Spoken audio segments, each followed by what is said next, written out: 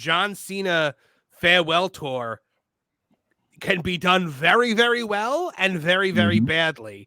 And I think the IWC is going to take it very, very badly. Either way? Yes, either way, it's going to be an absolute nightmare. He'll be getting the mix. He'll be getting the mixed cheer boos again by WrestleMania. I think if he comes back in January, the way he's saying. I don't know. I don't know. No, the second it could be a Grayson Waller level mid Carter. The second he pins somebody, they're all turning on him. But the thing is the same people that waved their disgusting little arms in the air while Sting ate the AEW roster and then pooped it out like soft serve ice cream are going to be livid if he so much as beats I don't know who's somebody really low on the tour. Grayson Waller. The only thing is that I don't think it's that crowd anymore. I think there is a company for that crowd, and that company is called AEW. And all you really think those people aren't still in WWE crowds? If so, then I don't think they are. I think they are. I think they're 100% still there. They still watch. But I think they're overpowered. They're overpowered. Their sway is diminished. Also, listen, Cena's a different level, man. Cena, not to steal Michael Cole, but Cena is the Babe Ruth of wrestling. He is the greatest to have ever done it. He is the only one to leave on top, not be fired, not be told we got to wrap it up. The guy is still a major draw. He never walked out. Yeah, and he would still be a major draw if he chose to be. No one can touch this guy. He's done something that Austin, Hogan, no one has ever been able to do before him. I think people appreciate. Yeah, and they got to tell that story. They got to say all that in between now and January. Like you said earlier, Marvin, you got to come down to your local ice rink because the big show's there. Or Andre the Giant's going to be in town. Every town Cena goes into, it's going to be. It's Cena's last time in Birmingham, Alabama. It's Cena's last time in Toronto, Canada. It's Cena's last time. It's Cena's last Royal Rumble. It's Cena's last WrestleMania. You're going to get this countdown. Like it's the last time. And that's how they did Flair's retirement. Yeah. I've already had friends messaging me saying, okay, we need to go here because this is the last time we're going to be able to see Cena. I already had my kid tell me, really, we have to go to a pay-per-view next year because it's going to be the last time I can see Cena. That's the way people are thinking now, Well, and I think in every city that they go to, they should have a T-shirt that's like John Cena's last time in in New York City, John Cena's last time in Boston. They should, and he said that they've already ironed out 30 to 40 dates for 2025 for him. And I mean, look, I have a feeling that Netflix is footing the bill for a lot of this because I have a feeling that part of Netflix's acquisition of Raw was you give us John Cena for a year. Has to be because he specifically mentioned Netflix. So I'm assuming he'll be Raw. Oh yeah, not to mention he'll also be probably on the last Raw. And it'll be a great connector to the new Netflix show. You know what I mean? So he's that great bridge for all that. And boy, do I disagree with you, Marv. He's not getting booed anywhere. Yeah, we'll see. I hope he doesn't. I want to be wrong on this one. I don't think I will be, though. I can already hear the AEW people going ballistic about it. The same ones that cheered for Sting are going to lambast John Cena, even though John Cena is going to do business on the way out. I do want to see Cena win one world title that year. I want to see him get 17. Yep. I always said I never want to see John Cena beat Ric Flair, but we've had one pizza parlor meltdown too many, and now I'm saying, you know what? It's time for John Cena to beat Ric Flair's record. He's the only one that can.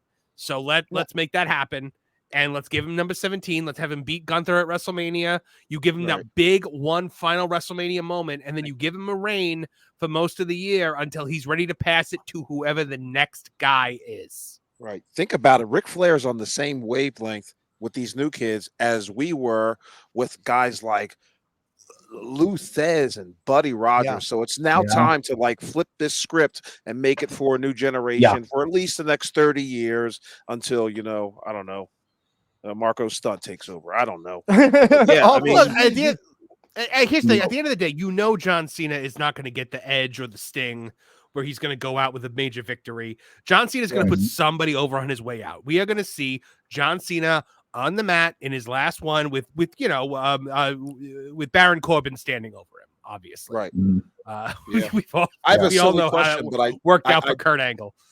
I have a silly question, but I do want to ask it. Okay. Do you think the John Cena tour, retirement tour, will compel Sting at all to come back to the WWE? God, I hope not. Look, Sting is get his own little send off.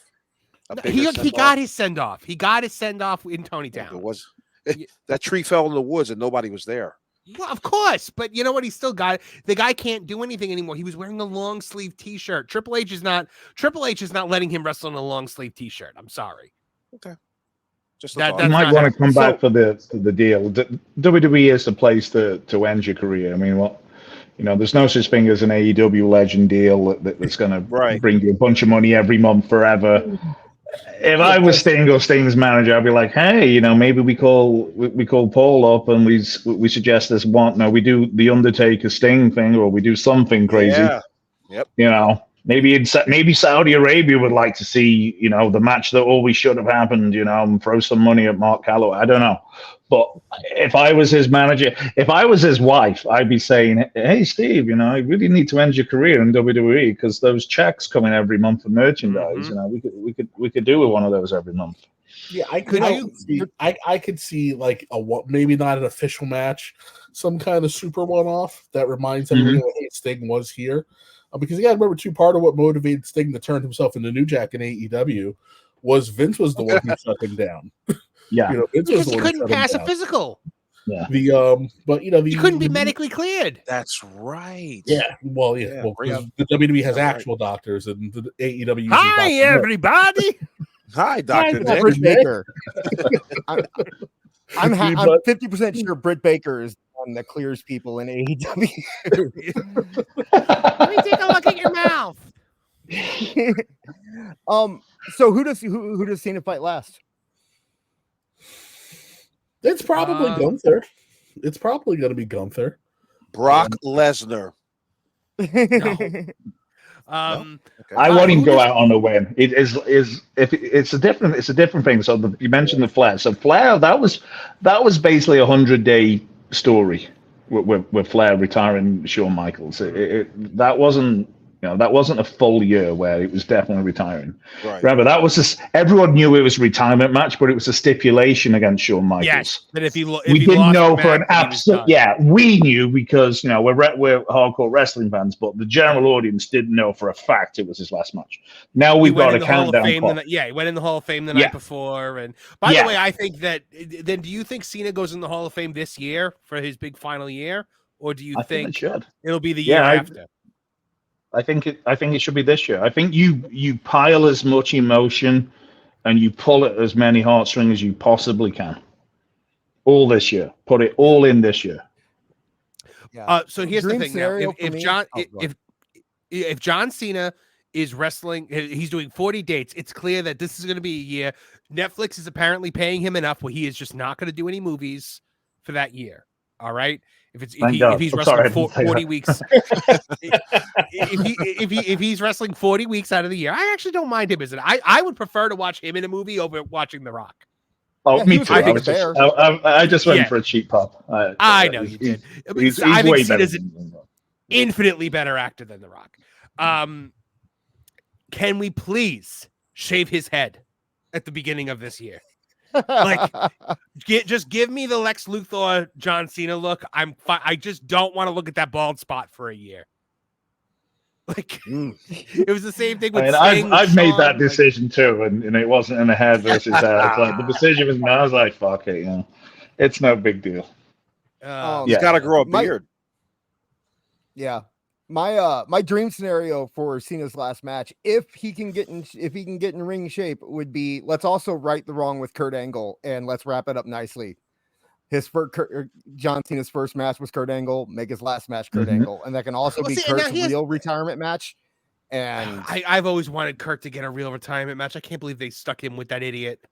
This would be perfect. Maybe have Kurt come back and like mentor Chad Gable for a little bit, and Chad and John can do something, and then at the end Kurt swoops in and gets the match. I don't know. I think Chad Gable is definitely going to be on Cena's to-do list. But now do you put him with all young new guys, or do you do some dream matches in there? Like you've got to do both. Do you see if you can maybe get Austin to finally do the match? He could do it with enough smoke and mirrors, Marvs. He could do it. They could pull it off. I mean, he looked fine against Kevin Owens. He looked fine. I just wished he had worn his gear. Probably. I wish they told us in advance that it was definitely. I'll never understand that weird thing. I mean, you know what? I mean, I don't know about you. I sat there and I was like, holy shit. I knew it was going to happen, but I didn't know in my heart that it was definitely. It's like, I'm about to watch a Stone Cold Steve Austin match for the first time in 2 years. I got chills. So maybe they were right and we were all wrong that the way they did it. I think that there's a distinct possibility that there may have been some back and forth like up to the day where we're not sure what this is going to be. So we don't want to announce something that might not happen. There might have been something because you know how Austin is. Like we've all heard the stories of how Stone Cold was backstage with storylines and agreeing to do things and not to do things. We've all heard the rumors that he was supposed to have that Undertaker spot at WrestleMania this year and didn't want to do it. You never know, but I mean, WWE's getting to the point now, though. They're getting to the point now where they can just throw money at these guys to do it. Yeah. Oh, you're retired, but are you really retired? Oh, you don't want to do it. Well, you still gonna do it for this amount of money, though, aren't you? They're getting to that point now where they're so successful, they're just raking in so much money. A guy they're limited by their imagination and the booking. Everyone knows the booking is better than it's been in decades. Yeah, and the mentality is different too. Triple H seems to be a little more willing to not cut you off at the knees because you turned 44. He's willing to let people who can still go. So listen, the fact that we got to see Ricky Steamboat at one more WrestleMania was a bloody miracle.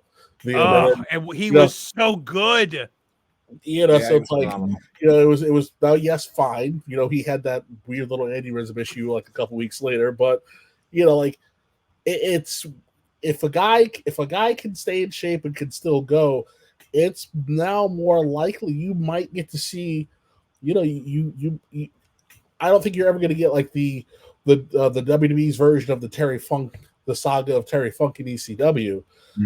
But you can get one more moment, for guys that you want to see it happen for. Yeah, I actually love that it was Undertaker, not Stone Cold against the Rock, because I love the idea in the storyline that he's this ghostly presence, and if things get too out of hand, he's going to swoop down like a supernatural Jack Tunney and set it right. I just love that idea. I do too. With his weekend jeans and hoodie. There would have been some poetic justice to it being Stone Cold just because it's Stone Cold and The Rock. Yeah, Stone Cold Rock. Yeah, of course. I would have sent Hogan out there to give him the big punches. I mean, you could have put Hogan out there, you could have put Austin out there, but I think Undertaker worked perfectly. I'm never going to complain about seeing the Undertaker. That's never going to happen. No. But yeah, I mean, look, with a John Cena. Like having John Cena for a full year and bidding goodbye, it's this big final run. I think that you can really make some magic TV out of this. You can make some incredible moments. I think he's got to win the world heavyweight title. I'm not saying put him over on Cody. I'm not saying put him over on Roman. I'm saying put him over on, you can put him over on Gunther and have him give it back, or, just if Gunther had a title reign from SummerSlam to WrestleMania, that ain't bad. I know we're in this era now where everyone thinks you got to hold it for at least a year, but you don't. There's it's got to be soon then, because if he wins it in Survivor Series, everyone knows he's gone in 2 months. So yeah, I think maybe you do give it to him at Mania and early April, because then you go, well, is he going to lose it this time? Is he going to lose it this time? Right. I mean, we're also completely glossing over the obvious Cena versus Rock. 4. Yeah, I mean, I don't see. Really it. think I the don't Rock see isn't going to want? Dude, you really think the Rock isn't going to want to insert himself in this? I mean, come on. You didn't watch the Mania doc, so maybe you don't know. I will defend the Rock a little bit on the Mania doc. I think people are letting their emotions get the best of them, because if we're gonna break it down logically, this only happened because the Rock chose for it to happen. The versus, the versus, they could have done it the Vince way and just forced it down your throat. You're gonna take it and love it, and we've gotten, and if Philadelphia turned on the building, it ain't the first time Philly turned on the WWE. And guess what? When you watch it later in a couple of months, all you're gonna hear is cheers from the international crowd anyway. But if the Rock doesn't have the self-preservation to go, do I want to upset the weekly viewing fan, or do I want to figure out how to make the most money out of this? We don't get what we got. So I get it. We delayed the documentary so that he could cook up his narrative, but at the same time, he's not telling the truth.